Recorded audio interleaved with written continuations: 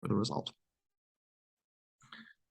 I'd like to welcome the first affirming speaker. Can the affirming speaker please read out the motion? Oh man, I don't have the wording of the motion on me. Which motion is it? The bottom one, that we prefer a world where co-parenting is primary and non-romantic, conducted by consensually parents who have no romantic or sexual relationships, e.g. friends. Thank you very much. Whenever you're ready.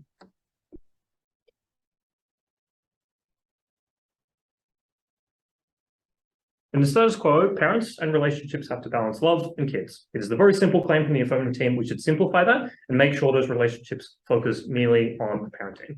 3 things in setup. First, how do we think kids happen? This is not the birds and the bears, but I think it's useful to point out that you'll probably just have your kid with the romantic partner you're also likely to have in conjunction with your co-parenting one. It might be a set of friends that have a kid and decide to give it to you. It might be a sperm donation or something like that. It might honestly just be an accidental pregnancy. That is probably all fine. It is in those situations where the person that has the kid then decides who would like to parent with them, and then probably will make that decision well before they decide to have a kid. They'll probably figure out how to have a kid.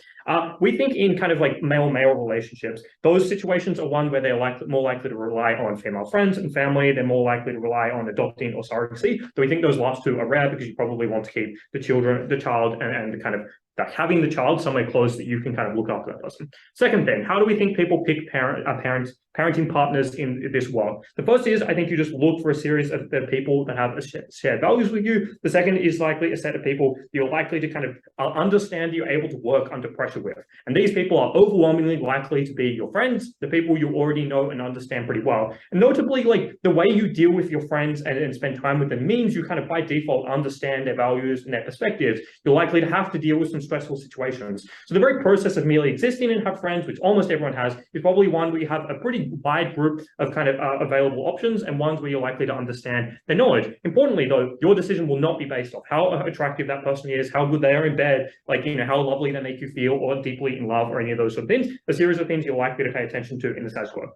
Finally, on this question, I think it's likely you're likely to end up in partnership relationships with people that are the same gender, and that's because you're likely to have the same set of experiences and expectations. You're likely to have the same sort of approaches and stuff like that. I think the problem with a lot of relationships is the expectation that, you know, like women do a lot of chores and they care more about, say, cleanliness or any of those sort of stereotypes, and dudes don't. And that leads to a situation where expectations are very different. So it's far more likely the set of people that have very similar values and expectations that are more likely to be gendered kind of similar are the ones where people are more likely to co-parent. Very finally, I think it's far more likely that you have kind of multi-parenting setups, and that is both, you know, you have like 3 or 4 parents to one kid or one family, and as well a system where you have multiple sets of parents and multiple sets of families in the same household, because the idea of having fluid relationships and ones that are not based on kind of romanticism or biological connections are far less likely, which means the fluidity that might exist in this context is just far more likely. First, let's explain in the status quo how people likely have kids and why that is in many situations coercive. It is not the claim of this argument that every person has a kid is one that's coerced or unhappy, but there's a significant proportion of people that do face this context, and we think it is regrettable. Why are these people likely to be pressured? And that's because when people form relationships, the vast majority of them do not do so with the expectation or even the conscious thought of having a kid. There is a taboo about asking your parent or your partner or your possible partner if they care about having children, especially when you're relatively younger, which is where most people end up in long-term relationships. It is also a context where you'll likely just get swept up in the emotion of the moment. You're falling in love, you're having lots of sex, it's really great, you care about this person. You're unlikely to be looking for things or flaws. It's definitely not your intention, which means when you end up in a long-term relationship, there's then a series of social forces that are likely to push you towards having kids. Maybe your partner wants one, but you don't. Maybe there is like societal pressure from, say, your parents or grandparents to have kids and continue on familial lines. Maybe it's just excessive sexism where you expect that is the job of a relationship and the job of the woman in that relationship. Or maybe it is just that is how you express the strength of your relationship and the love you have in it, is to have kids. There are a set of social norms that mean there is a lot of situations where people might slightly buy into these norms, but do so basically to appease these sets of norms that are relatively strong in society, and it's relatively likely for a lot of these norms to act together, which means even if this negative team can explain why, you know, one set of social norms don't apply to lots of people, it is likely to work in conjunction to mean people are relatively coerced. Finally, if there's a set of relationships where people might want to have kids because they believe that will fix the relationship. This seems very stupid to me, but I'm told this is actually something people do. And they believe that it'll kind of set off a new path or a story to them. It'll bring them together in a shared purpose, which means a series of people have kids under very stupid situations. The harm, independent of any relationship stability we'll talk about later, is just that there is people coerced in this situation. They would be better off having more agency in decisions not to have children, and they would rather not do so in status quo. And this places a set of expectations specifically on women, the people that are less likely to have power in those relationships, and one that kind of totally feeds into a series of stereotypes or explanations that people give for why the world is sexist. We say, well, we pay people less because they work less, because they go and have maternity leave and stuff like that. If less people did that, because less people coerced and co-parenting was more likely, we think this is a situation where that harm would also be reduced. Let's talk about why you are likely to pick a good partner then. I do a little bit of this in setup. The first is just you're likely to have lots of friends with lots of experience. I explained this already. You're likely, in comparison, have relatively few people you have sexual relationships with. There's a pretty strong taboo about having sex with multiple people at the same time. There's an even stronger one about having close emotional and sexual relationships with these people. It's very hard to kind of like imagine what another relationship is, which means you're very likely to stick yourself only in one and only conceive of having one. That is to say, there's a huge opportunity cost in the idea that you might form another romantic relationship with someone you might know, but even they might not want to be in a relationship and might not be as good as you, which means people tend to stick in those relationships for longer, so they're unlikely to then pick a series of different people. In this world, you are likely to have lots of different options. You're likely to rationally process this because there's no thought of romanticness or sex or just, like you're just thinking with your fucking cock. In those situations, you're far more likely to make decisions to have children because you want to placate that person or to continue to go along with that relationship. None of that applies when you're deciding who you would like to have a kid with, because you've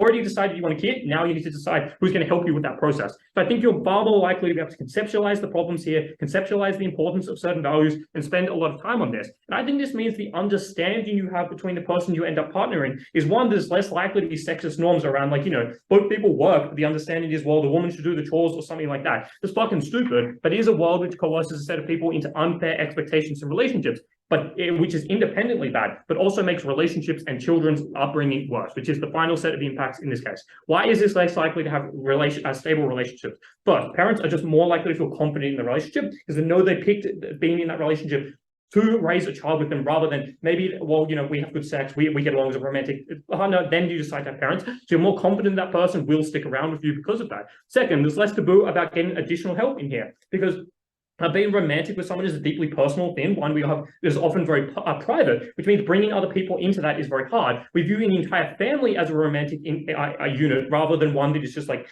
both romantic and co-parenting, which means in our world, we don't have that. You're more likely to say it's okay to bring someone in because I'm not bringing someone into my own personal sphere. I'm just getting help with raising a child. There's no biological exclusivity, which is the expectation in the status quo that you raise the kid because you're its parent, rather than you're its parent because you raised it, rather than any biology that occurred in here. So you're far more likely to get the additional help you might need going through struggling parts of your parenting relationship, or if your relationship is breaking down or not working as well, you can get additional help in here. So the child is better likely to be raised. But more importantly, you're more likely to have a stable relationship because the breakups that occur are just rarer. And the intuition pump here is the breakup you have with your friends are far less rare than the ones we have with romantic partners. There's just less factors going on. So it's easier to get additional help, even if that non-romantic relationship falls apart, because it is normalized having multiple people families. The breakup in the romantic world, however, is far more likely to be even worse, even if it occurs at the same probability, but probably happens more regularly because it's more personal. There's more insecurities based on, there's more stigma around having a relationship and finding a new person, and you're likely to be pushed to get additional help. And the only way you can get additional help to raise that child is having another person brought into the relationship. But because you do that decision quickly, they're more likely to be a dud. I think as a child, you have a more stable relationship, which means you see less fights. You have more people you can turn to as role models, which means children are raised better, relationships are far less sexist, people are generally far happier, very proud to govern. Thank you very much. I welcome the first speaker of the negating team.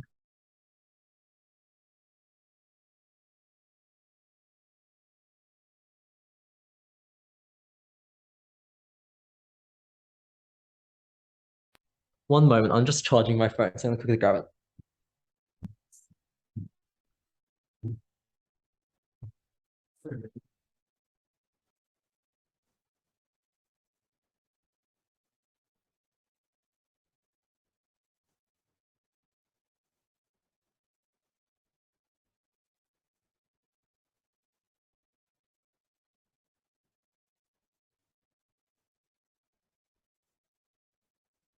Okay, can everyone hear me properly?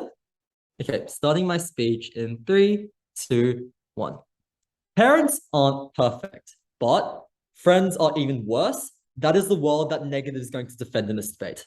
3 points in the speech. First, the point of setup. Second, dealing on the impacts on parents and why having friends is going to result in worse outcome. Is going to result in worse parenting. And second, why kids suffer from this as a result. So first on setup, rebuttal will be integrated. First on setup, we'd like to note that the world that the negative team defends is merely a world where they are just brought up by the romantic relationships that exist within. That is to say, potentially their biological parents or the parents who conceived them in the first place. That's relatively intuitive. That said, now the 2 big points are substantive. First on parents, because the first affirmative speaker spends a lot of his speech trying to prove to you that first, friends are going to be a better alternative, but second, parents are unstable. I think there are several issues with this. Let's deal with his claims. First, affirmative first tells us that friends are going to be good because first, you pick them rationally. Second, they're people you've known for a long while. And third, you are less likely to break up with them. I think all of these claims must be noted are quite asserted. We're going to give you 5 structural reasons as to why the friends you pick are worse. First, you pick friends at an age where you're quite young most of the time, or you pick them for the wrong reasons. That is to say, you are seeking social acceptance, so you're trying to gain popularity. You aren't looking at their values. It's deeply unclear why when you first met someone in year 7 on the first day of university, your first conversation with them was, oh, are you religious? Are you political? Deeply unclear why that was the case. And those are the types of things which make or break relationships. So no, that was not the decision method which with friends were made. Second thing we'd like to talk about friends, I think even if it was true that people made logical decisions about their friends, I think people become detached from their friends when they think about their own children, because they think about their children as a part of themselves. That means they start to think irrationally and they make, again, irrational decisions about their parents. Because the further tries to tell you there's a detachment between, oh, me picking my parents and me picking my kids. No, there isn't. You care more about your kids. And as a result, that same irrational judgment extends to the friends you pick because you don't know what's going on. Third, you don't know what parenting is like, and that means you aren't going to make good decisions. That is to say, the first time you are a parent is probably the time when you're often choosing friends as co-parents, but you don't understand what parenting is like. You don't understand what type of parent you're even going to be because you don't understand the difficulties that are associated. You are unable to make an educated decision because you don't know what values you're going to stick to.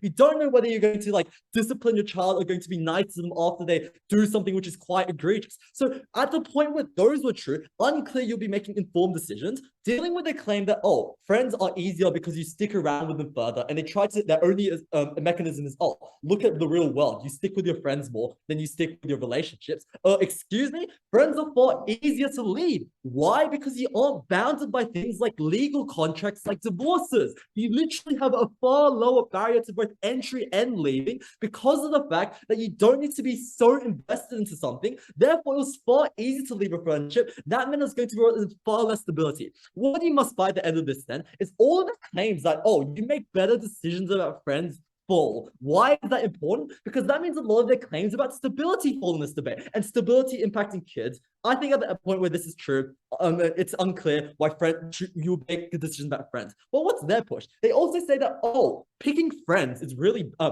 romantic relationships is quite bad because you are only enticed into romantic relationships for the sex. I don't think that's quite the case. I think that's quite a generalization. And as much as you could say that is true for a certain type of audience, it's very much true that for another type of audience, they would care about actual romantic relationships and the long-term prospects of having children for the very biological reason that people enter relationships for kids. That's how human evolution works. That's why people wanted kids. That's why people entered relationships. Yes, sex was a thought, but people in the long run, particularly long-term relationships, because divorces happen after children are hurt, they cared about children at some point. As a result, all the material here falls out of this debate. So I think it's clear then that parents do care about that parents are going to make good decisions. Now let's move on to the substantive under this, because we have a bunch of reasons to show you why you actually make good decisions in selecting your partner.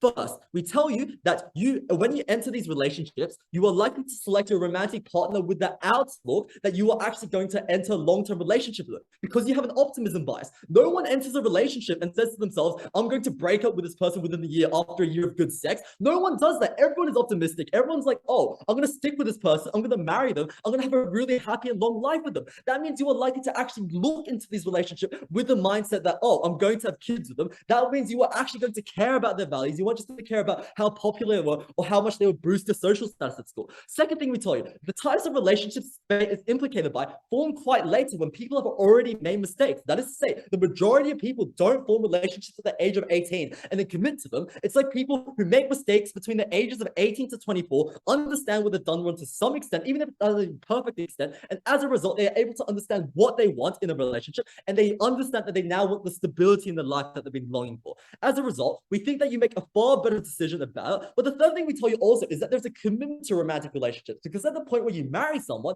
that is a visible commitment for the societal norms that tell you divorce is not necessarily great. So when you are making that commitment, you actually make a proper decision. Friends, you just say, oh, this person seems like a good person. They have good values. I've talked to them a bit, but I'm not super close. Hey, why did they be my co-parent? That seems particularly harmful because that doesn't result in the necessary closeness required. So what you must find is that parents are bad. The reason why this is harmful is because that results in less stability for kids. And that's what I'm going to move on to now. Because affirming the really only mechanism to make sure showing that kids get better outcomes is by trying to tell you that friends result in more stability. And as a result, that results in better outcomes. I'm going to deal with a co-model because the model is a bit strange here. Having multiple co-parents sucks. Why? Because you're unable to get close to them to any meaningful extent to any single one, because they put the model of 3 to 4 parents. Even if it was a 3 to 4 parents, it's hard to form that connection to your other things. But moving on to our main material on why kids benefit, there are 2 sets of benefits. First, models romantic relationships effectively to kids. No, this argument is incredibly important because this shapes how kids become parents in the future. So why does this result in harmful modeling? First, we tell you that currently in the status quo, you see affection between your parents that is genuine. And because you spend the most time with them, you mirror that in your own lives. Second, your understanding of relationships shifts in a meaningful way because we think the comparative is one where people now view relationships as something idealistic. They don't view it as the biological parent-keeping thing. They see Disney and they're like, oh, I want that really ideal relationship. That actually results in more divorces. It results in more quick breakups because people have a shifted norm about what co-parenting relationships are meant to be. They think that relationships are just something you opt in and opt out of because there is no attachment to your kids in such a meaningful way. So that was why it harmed kids' model romantic understanding of relationships. That was harmful because that meant they were going to be crappier parents, and that impacted so many people. That was the impact on the argument. But the second thing we tell you under this is that just biological parents or people who are those parents normally have more of an interest in them for 3 sets of reasons.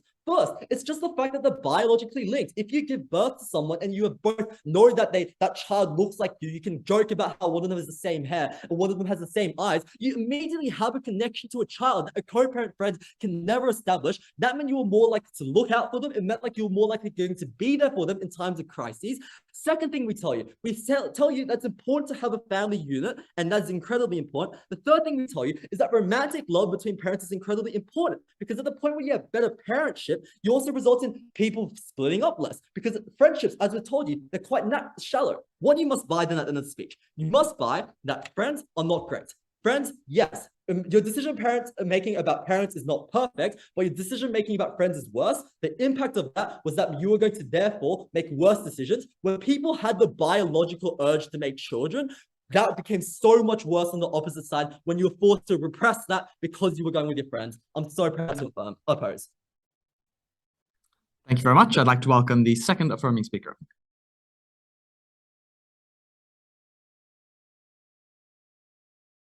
Kids this team. Hey, just confirming that I can be seen and heard. Cool.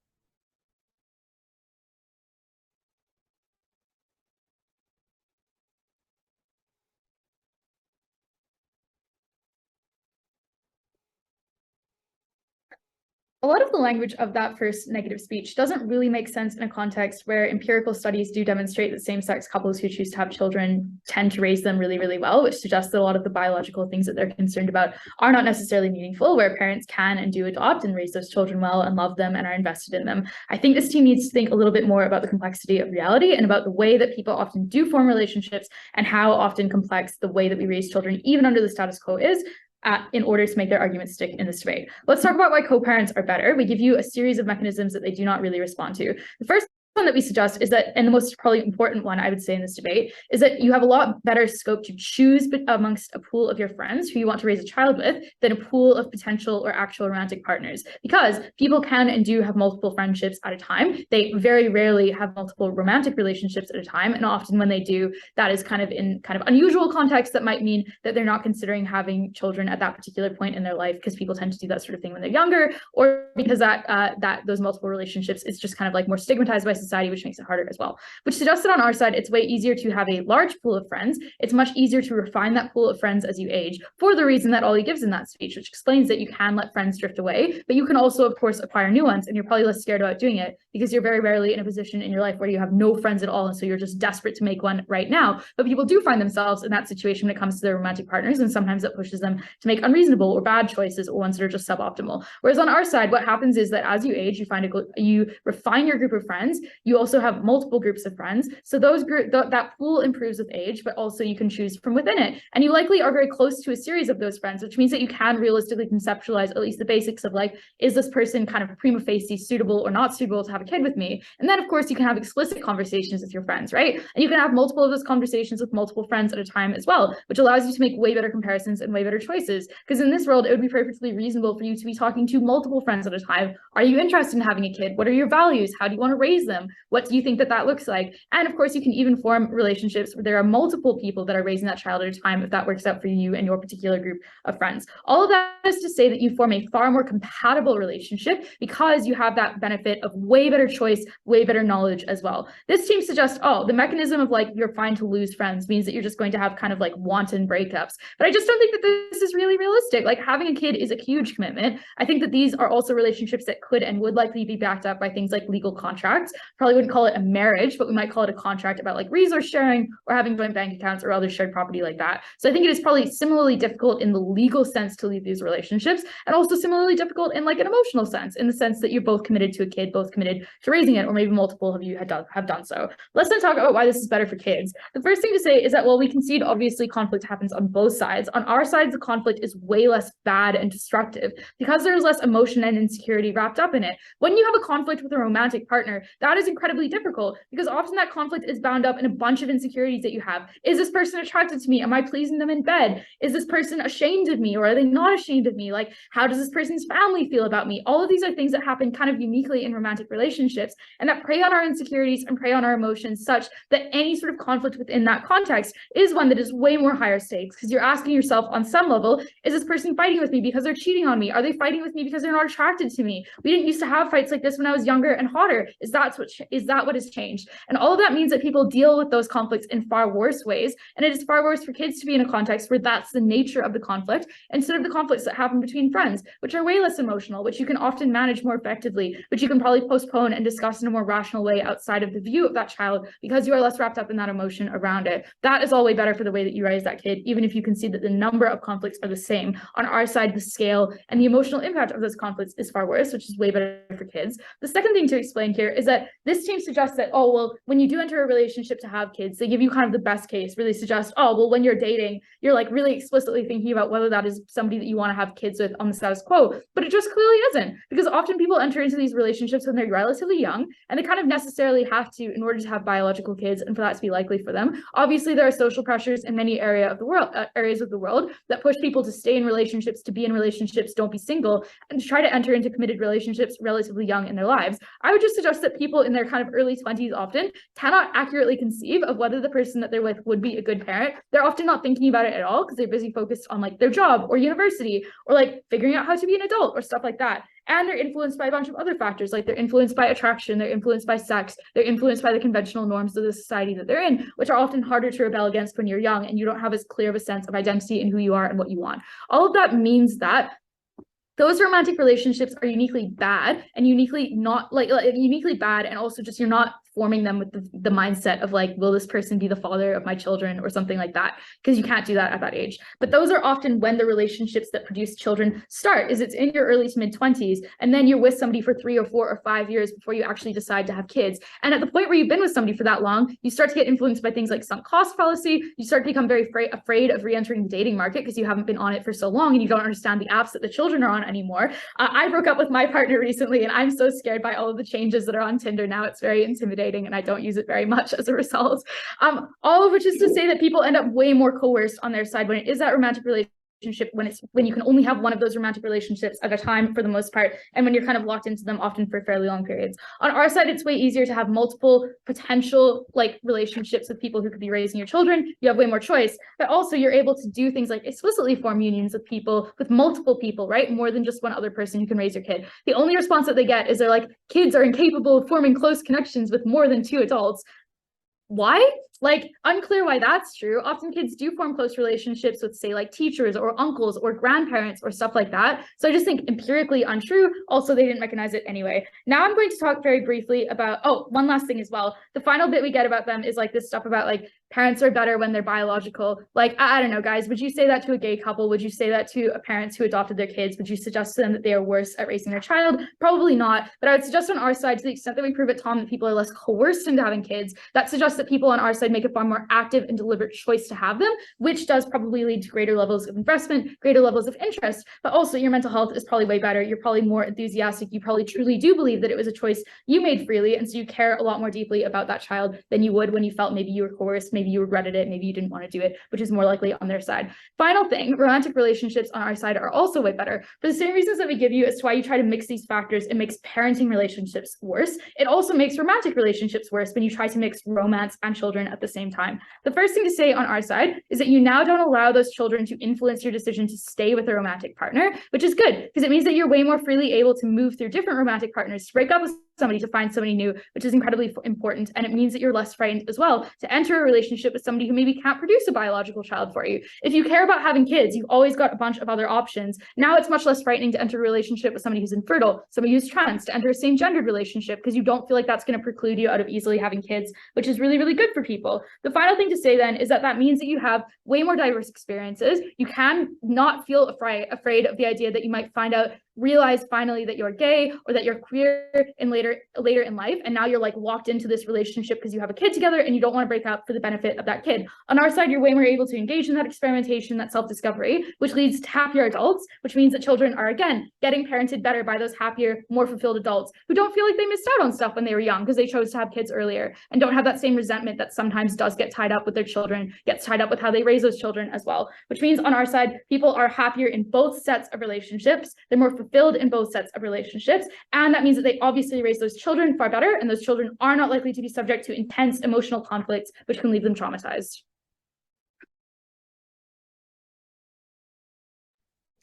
Thank you very much. I'd like to welcome the third affirming speaker. Cool. I'm guessing I can be heard. Awesome.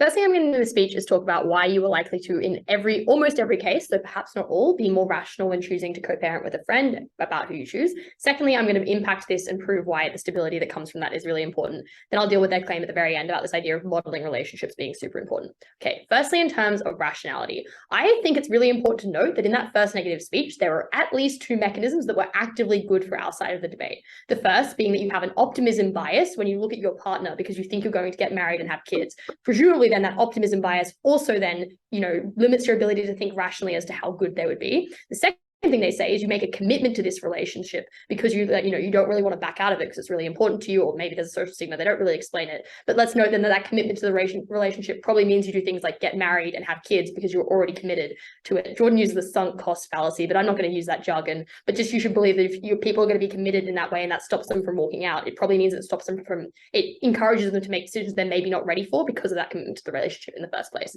The second negative speaker then tries to backtrack that and says that people are rational. So I just want you to note here that any of these, they have to pick kind of one side thing as to whether people are rational or irrational in relationships. Whatever one they pick, it doesn't really matter because we're still going to prove that you're more rational with friends, but they can't both stand. Second mechanisms they give you as well are ones that are immensely symmetric, right? Saying that you don't know what types of parents you'll be is true for friends as it is true for you in romantic partnerships. And also then saying that you choose your friends for bad reasons because you want to be cool and stuff like that is presumably also a harm for romantic relationships as well. If you're the type of person to do that badly with your friends, you're probably even more so likely to do that with romantic relationships relationships, because that's a big status indicator as well. Though we would also note that you often, again, as you move through life, reset your friends. Like you gain more friends as you go to high school, as you go to uni, as you start work, which means that if you make bad decisions when you're young, that doesn't necessarily translate to you still having bad friends when you're old.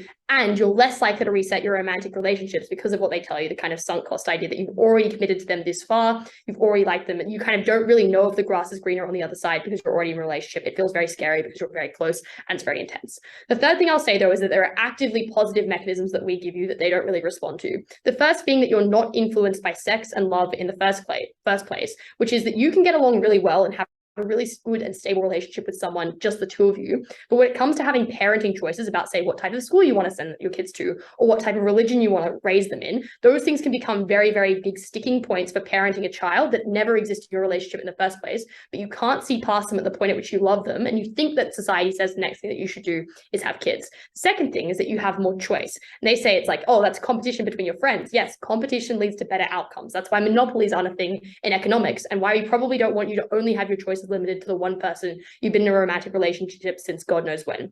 Finally, we tell you that you choose to have the child first, and then you make the decision about who you want to parent, as opposed to the flip side, which is actually what happens in the status quo. So you choose who you're going to be with first, and then maybe the issue of having a child comes up later, which means that you make sure that you're ready for it when the time comes to have that child, because you're making the decision first.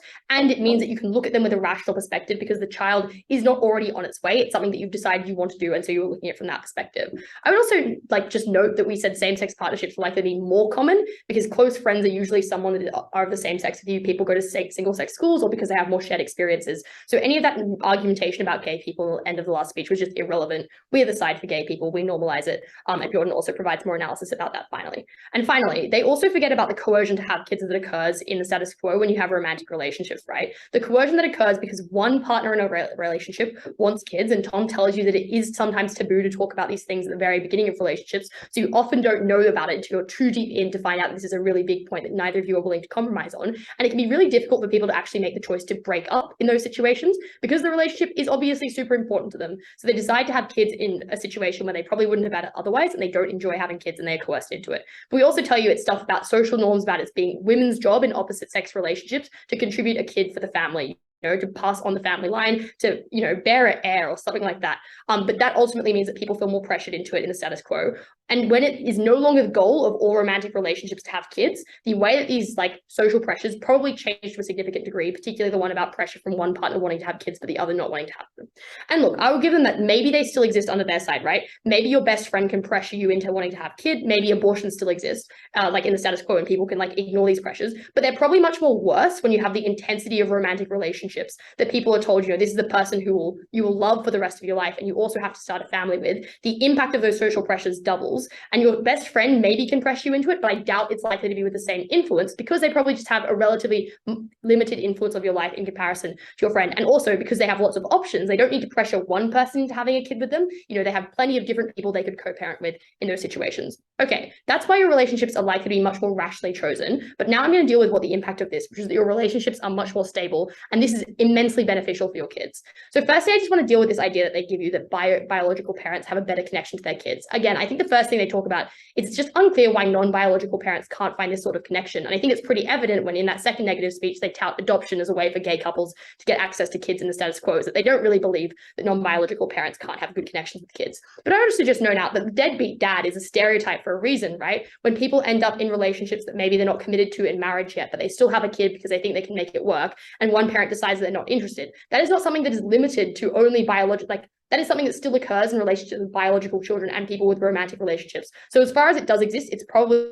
relatively symmetric. They suggest that maybe you lose interest in the kids, but I would also point out, to the extent where you as a co-parent are likely living with these kids and spending a lot of time with them, you develop a strong relationship like you would with any other friend or any other person you would have a relationship. So it's unlikely it fizzles out over the course of that child's life. We also give you a lot of mechanisms why the relationship is likely to be better in the first place and unlikely to fall apart. That is, you're confident in your relationship because its purpose is stable, right? So it's not like you originally have a relationship for a romantic or a sexual purpose, and then that changes to be a focus on raising your kids. This relationship is always about raising kids, and there is never any other subtext that could be beneath that. So people both know what they're getting out of it. Secondly, though, there's a taboo about getting help in the status quo, because if you get help to raise your child or with your relationship at the point at which you're raising your child, it says something about your relationship was not strong enough to withstand this test that children gave you. And thus getting therapy is kind of an instinct that your relationship has failed, or you failed as couple, or you failed as parents. But finally, I would just probably say that the intensity of the emotion that you're likely to experience with your romantic partner is probably just greater. So while the perhaps good times are better, the worst times are much, much worse, because you feel much more insulted by them when things don't go right. When you're co-parenting with someone else that you're friends with, you're likely to be able to have rational decisions, because when they disagree with you, it's not a mark of, like, it's not perceived by you to be a mark of your poor character in their eyes, or to be that they don't love you anymore, just that you're having a disagreement on how to parent that child. Whereas in a romantic relationship, it's much more likely to be viewed personally. However, even if you believe that they are equally likely to be unstable, we tell you that in negatives world, it's much better, much more likely that you have worse situations after the breakup, because you have a rush to get in another relationship with a new partner, so you don't have to be a single parent for too long. And obviously that means you make worse decisions than if you're looking for a new friend to be co-parent, because there are fewer options. But also there's sometimes a stigma about continuing to have a relationship with the child of someone that you used to be in a romantic relationship. Perhaps their new partner doesn't want you to see that child anymore, and it means that you're not able to maintain these relationships in the long term. The impact of this is incredibly important. Kids feel unloved when their parents fight, and when their parents have arguments, and when their parents break up, and they feel like it's their fault, and it ruins their development. We tell you that you're much more less likely to have these sorts of situations if you have like just friends than it is if you have people in romantic relationships. But even if you do have the breakups, they're much less likely to be harmful. Finally, on model relationships, right? I think it's just really interesting that like you need a parent in your house to model the relationships. But I think at a lot of instances, these relationships they're talking about are women doing all of the labor in the kitchen, feeling absolutely exhausted. Maybe their husband comes home and gives them a peck on the cheek at the end of the day, but it probably still models to kids that sexism in relationships is a good thing and normal. And I think that's the vast majority of instances they talk about. At the end of this debate, kids are much better off, relationships much better off. So proud to propose. Thank you very much. I'd like to welcome the third negating speaker to close the substantive portion of the debate.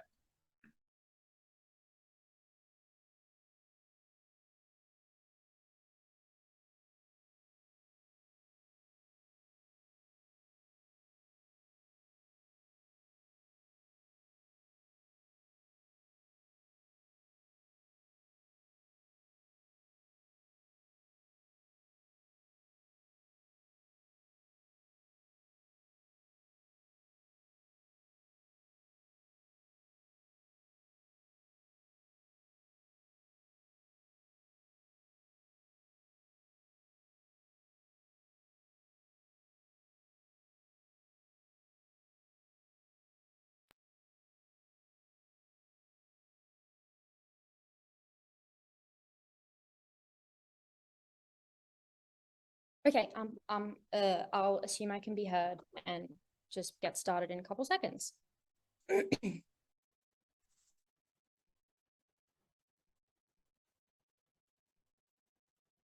I think the problem with this debate so far is that both teams, particularly the affirmative, have been unwilling to concede that irrationality and emotions are something that exists when you have children, regardless of who you have them with. And in the same way that you're likely to pick romantic partners for irrational reasons, like you think they're really good at sex or they're hot or whatever, is a similar reason that you're probably going to pick friends for poor reasons as well, because you think they're really cool or they make you feel good about themselves. What I'm going to do in this speech is circumvent that key issue of whether people are rational or not and get to the crux of this debate, which is which relationship is more stable and beneficial for a child, regardless of how you come into it, because I think there's something that has not been sufficiently proven by the affirmative team in this debate. Okay, two key questions. Firstly, let's deal with what's better for parents. And secondly, what is better for kids, noting obviously that these relationships are so interconnected that they kind of, seep into each other a little bit. In terms of what is better for parents, I think we get one large push, or two pushes from the affirmative team, let's say. The first and largest thing they tell us is that the status quo involves a significant amount of pressure and coercion to have kids. And this is basically their main point under this issue and the only way they win it. We have several responses to this that I don't think have been dealt with enough. The first is to obviously say that this exists in the affirmative team's world, and it's unclear how you can overcome centuries of sexism and misogyny by changing one social norm. Presumably things like the gender pay gap, like general sexism, like men being shitty still exist. And it's incredibly unclear how abusive men don't just continue to be shitty and abusive under their world. And like Chris tells you, this doesn't just mean male friends pressuring female friends into the similar kind of relationships that they talk about. The second response to say is that affirmative ignores the far more basic urge that makes people have children and the far more powerful urge, which is biology. And they strawman this throughout the debate by saying that we're being homophobic or whatever. But the actual analysis here is that the biological urge to have children is incredibly powerful. It's the reason we exist as a species today, because people keep having sex because they like it and they care for their kids and give their food to their kids instead of themselves because they care about those children more than themselves. That is incredibly powerful, and it is magnified when you have a child with another person, and that child becomes half yourself and half that other person. And it magnifies the amount to which you care about that person and the sacrifices you are willing to make for that child. That was something that the affirmative team never actually dealt with. It is an urge that still exists under the affirmative team. They simply ignore and frustrate it, which is probably bad for parents considering biological urges are such a powerful thing. The reason this outweighs their claim about coercion is that obviously biology is something that applies to the majority of people. It's the reason why women in particular often want kids, particularly in their early 30s, as they feel that their biological clock is running out and their desperation increases. While coercion applies to the minority of people, that is how we outweigh them on this issue. Then the second claim we almost heard from Third Af was they tell us they're going to prove how you get more stable relationships for parents. Unfortunately, they didn't do this, but let's engage with how we prove this. And therefore win this issue. So what we tell you under this issue of what is better for parents is that romantic relationships are stronger than friendship. And as I noted at the beginning of my speech, this is going to circumvent the issue of who you choose and the issue Ali brings up about, whether you're more rational in picking friends or romantic partners. Because as I state, there's probably a level of irrationality in both worlds. And I think it's incredibly unclear in this debate which one you're actually more rational or irrational from. We care more about the strength of this relationship when it exists, because that is far more impactful on children and their parents' happiness than how you got into that relationship in the first place. We give you 5 reasons that are not dealt with properly by this affirmative team. Firstly, there's a higher buy-in to romantic relationships, not just for reasons like historical norms and views that this is an incredibly important thing that you ought care a lot more about than friendship, but because marriage and romance is viewed as a higher buy-in in societies. Secondly, these relationships are obviously incredibly deeper due to things like engaging in sexual activity, which people view as more important than just engaging with a friendship. And this is the reason why conflating marriage and having children is not a weakness, as the affirmative team says it is, but it strengthens your relationship in an incredibly important way and means you are far more likely to care about that child. Third thing we tell you is you're simply more likely to discuss having kids. Obviously, the affirmative team changes the norm, which means friends are more likely to talk about having kids. But we would argue that the long historical nature of this norm means discussion is far more likely and far more likely to be productive. Fourthly, as they themselves note, you can literally only pick one romantic partner in most instances, which means you're far more selective. To the extent that you have 10 or 20 friends, you're kind of happy to have some half shitty ones. That's probably fine. Whereas you care more about the one person you can have sex with for the rest of your life. And fifthly, romantic relationships tend to be subject to more tests, to more stress. Why the strength is important then is quite important. I think because of the impact it has on children in terms of the commitment you have to these children and your understanding and the children's understanding of romance and the impact it has on parents. At the end of this issue, I think it's clear that it is better for parents to engage in these stronger romantic relationships, which not only fulfill their incredibly base biological urges. The second thing then that Chris brings up that I think they don't particularly respond to, but rather strawman, is the idea that romantic couples having children uniquely legitimizes queer couples because of the way that we view them as being similar to heteronormative couples, because of the way that it legitimizes their love as one that fits into heteronormative narratives about child raising and nuclear families. That was probably also something the negative had to engage with.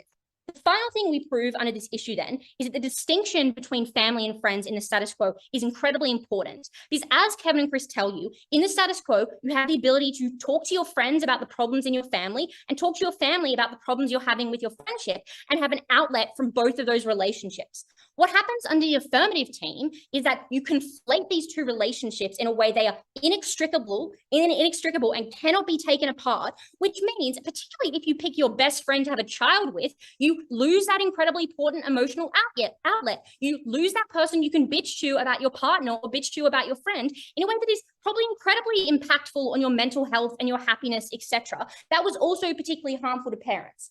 At the end of this debate, I think the clearest impact we prove is that the distinction between family and friends is incredibly important for people's well-being, and that these romantic relationships are going to be far stronger and solid for parents when they are romantic. Okay, let's deal then with the second issue of what is better for kids. I think the main thing, again, the opposition tells us is that you take more care picking your friends than your partners. I think we've dealt with that dealt with that throughout the debate. And I think dealing with that first issue of why our relationships are going to be stronger under the negative team means necessarily that those benefits flow onto children, that it means they get a better, means they are raised better. What we tell you here is that under our side, you get better modeling of romantic relationships, because the alternative that exists under the affirmative teams that they never actually fucking deal with, even though we tell you it's first negative, is things like the media, is that it becomes idealized and heteronormative and harmful. Has Ali's the only speaker that engages with this, and she has two responses. The first is to say that, well, kids really hate when their parents break up, so that's going to really bum them out. The thing to say here is presumably, we would just like you to deal with the problem of like romantic relationships don't work. That's probably also good behavior to have modeled that romantic relationships are not perfect. They involve fights, they involve compromise, unclear why it's actually a harm. And secondly, the thing they tell us is that all parental relationships are basically just like incredibly good, and that's something they can claim under their side. Again, I think just not in line with any of the analysis they've given us. At the end of this debate, I think the affirmative team spends a substantive amount of time on whether parents are more rational in romantic or friendship relationships. I think it's unclear at the end of this debate which teams win this, and therefore you ought to give this debate on the basis that we prove to you that romantic relationships are stronger than friendships because of the amount of selection and time you put into it. That is what is more beneficial for parents and children. Thank you. Sir. This team fails to meet two crucial barriers that they need to do in order to actually have an impact in this debate. The first thing that they fail to prove is that they do not explain why the theoretically deeper sexual connection between parents versus the obviously deep platonic connection between parents on our side manifests in different outcomes for kids. They don't explain why it's necessary. They don't explain how it changes those children's life or their adulthood. The second thing that they fail to do is to explain why it is that the relationships that are being modeled for you in the house on their side are necessarily overwhelmingly good and positive one. Their biggest harm is they suggest you only get Disney on our side, but all of the material that we give you down the bench about why many of these relationships are marked by misogyny, why many of them rely upon incredibly rigid and harmful gender roles, suggests that a world with only Disney versus Disney and harmful gender roles playing out in the home all around you all the time is probably just less harmful and does have less of those negative social forces.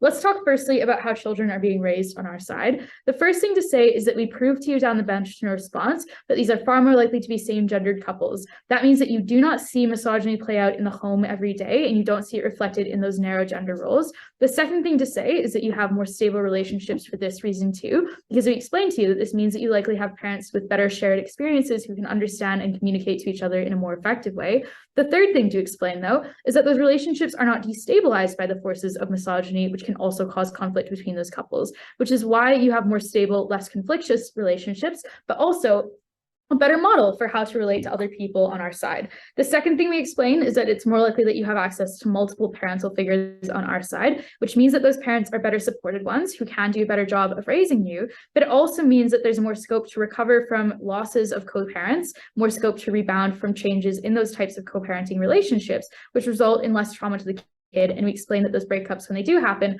are less wrapped up in emotion and irrationality and insecurity, which is another reason why they're less traumatic for those kids on our side as well. The final thing we explain to you about how children are raised on our side is that people make a far more deliberate choice, and they have far more choices when they do choose who they want to co-parent with, which does result in better couplings. It does result in better mental health. It does result in people not feeling resentful of their children for precluding them from being able to experience other romantic relationships and other opportunities ways as well, because on their side, having a kid locks you into monogamy forever. On our side, you're still free in terms of exploring other romantic or other sexual relationships, which explains why parents probably feel more invested in those kids and probably raise them in a more productive way. Let's then talk about all the social impacts that we get you outside of the impacts that are just localized to the home.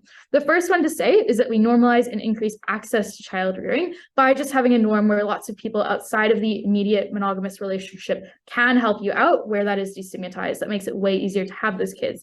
The second thing that we explain is that we dramatically increase the access to enter queer relationships later in life, because you're not already locked into a heterosexual marriage that you had children in. On our side, you don't actually need to have kids to overcome those heteronormative norms about how having kids legitimizes a relationship, because that norm could not exist in the first instance on our side. Obviously, that is clear in our setup. The third thing to explain is that misogyny on our side, yeah, so true. We probably don't fix it entirely, but it is obviously eroded. It is obviously less rigid in its nature when it is not constantly being modeled to young children in the home every day. And when you see it from fewer sources and you have direct contradictions in the way that your same-gendered parents relate to one another, that is incredibly important and affects the majority of people on this side and would have always affected them in this world as well.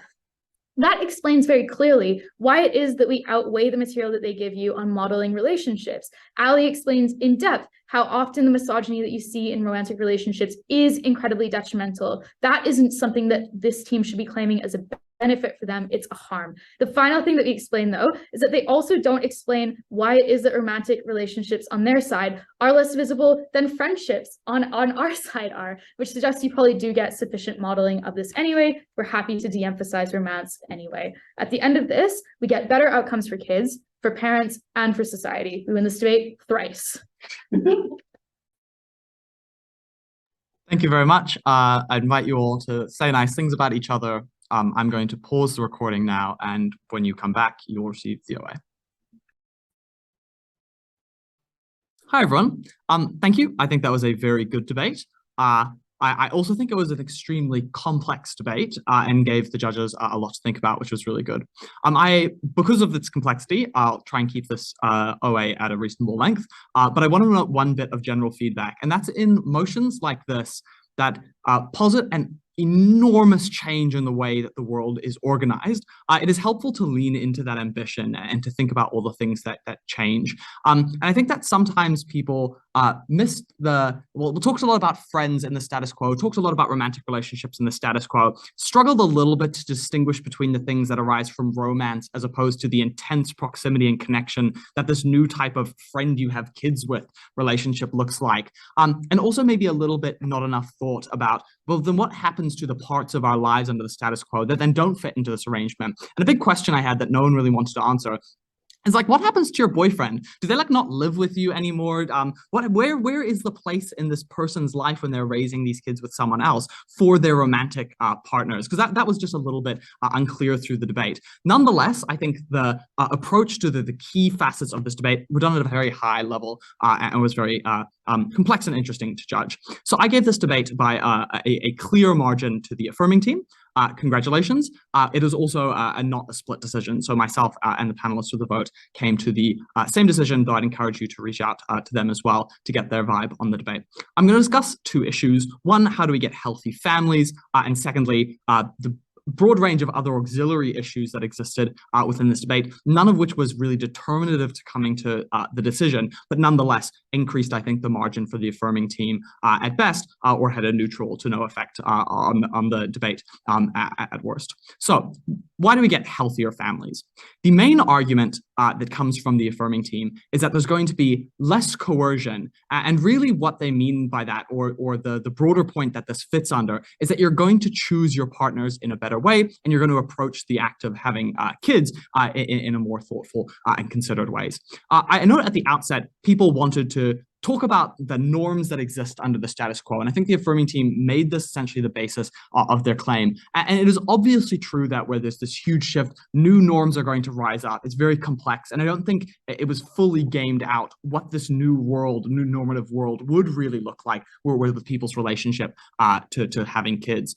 I think, though, they're able to establish that there's going to be less direct means for these norms to impact you by pressuring you to have kids. It is obviously true that your best friend might pressure you to have kids. kids, but it's rare you'll have a single relationship that is as dominant in your life as you do with a romantic relationship. And obviously, there is going to be some normative effect due to the fact there's going to be many more same-sex parenting couples, of course, not romantic couples, but parenting couples. And while this doesn't fix all sexism, it is, of course, less likely that you'll have the types of normative relational sexism you have in an opposite gender couple than in a same-sex couple. So that corrects to some degree the norms that might exist of pressure that exist there. So at the beginning of this first little skirmish, I am convinced that there's going to be less normative pressure on individuals to have kids when they might not necessarily want them. The stronger and I think main argument from the affirming team is a range of arguments centered around how you decide to enter this relationship. So they explain that you have more choices. It's not just your romantic partners. You can pick and choose from a number of friends who have compatibility to differing degrees.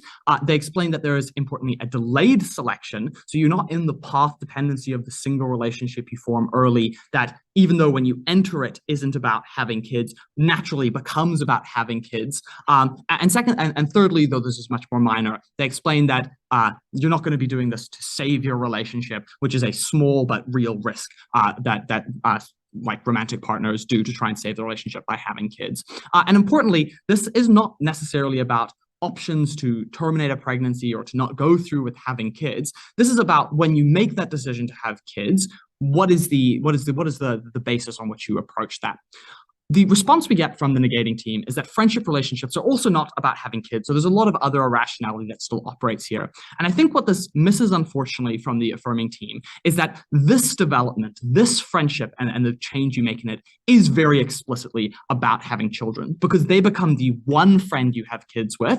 So I think you're likely to have as much incentive to think about whether this person is the one. And of course, it is going to be significantly more targeted at that point, because it's likely to become at a later point when you are ready to start having kids, as opposed to when you are ready to start looking for a long-term romantic relationship. And of course, you're thinking about that person solely through the lens of, am I going to be able to have a kid effectively with this person, rather than for all of the other reasons why you might want to pick a romantic partner. And obviously, there's also still irrationality, but this is a massive improvement on the way in which people approach these relationships, which is likely to play out in people making a better decision. I also think it is true that the structures that are legal and normative about romantic relationships that help people choose those relationships and then stay in those relationships are likely to then be echoed with the change that is happening in this debate, because a choice of such magnitude, the binding your life together to raise a children, is likely to have similar norms arising around it, legal structures arising around it, and obviously that relationship with that person changes significantly. Finally, there's also some nice flipping that happens here as towards like the optimism bias, and why it's good once again to have those types of later entering that relationship.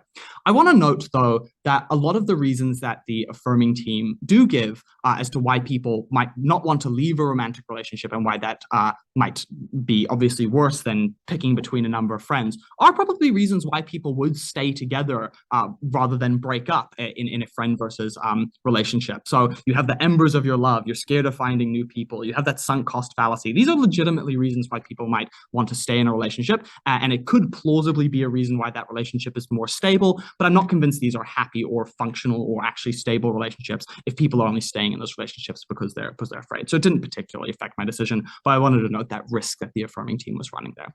So while I'm now convinced that there's better selection and less coercion, it's also important to consider romantic love and how that plays into it. And I think the affirming team makes some essentially easy gains here. They point at the way romantic love is very intense. It can make you insecure. You're worried about people not loving you. And when you just have a friendship with this person that is just about raising this kid, there's fewer friction points.